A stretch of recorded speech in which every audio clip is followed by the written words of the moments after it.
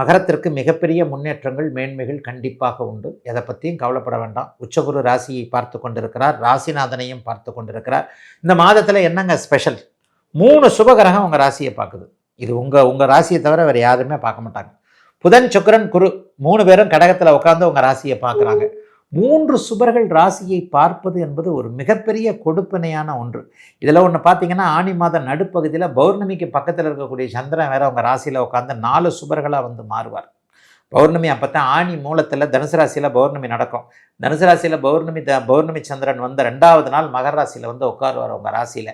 ஆக ஆனி மாதம் முழுவதும் தொட்டது துலங்கக்கூடிய நல்ல மாதம்.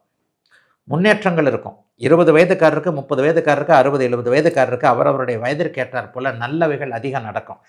எதையும் சாதிக்கக்கூடிய, சமாளிக்கக்கூடிய, சந்திக்கக்கூடிய மாதமாக இந்த மாதம் இருக்கும். தைரியமாக செயல்படுங்க. ஒரு வேலை போச்சு, கவலைப்படாதீங்க. வேலை அதை விட நல்ல வேலை கிடைக்கும். தொழிலை ஆரம்பிச்சுட்டு சிக்கலாக இருக்குது, கவலையே படாதீங்க. அதே தொழில் கை கொடுக்கும். கை கொடுக்காத வியாபாரம் நல்ல லாபகரமாக இருக்கும்.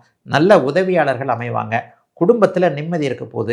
கடந்த 7-8 வருடங்களாக நன்றாக இல்லாதவர்கள், ஒரு 5 வருஷமாக நல்லா இல்லாதவங்க எல்லாருக்குமே மகர ராசிக்காரர்களுக்கு படிப்படியான நன்மைகள்.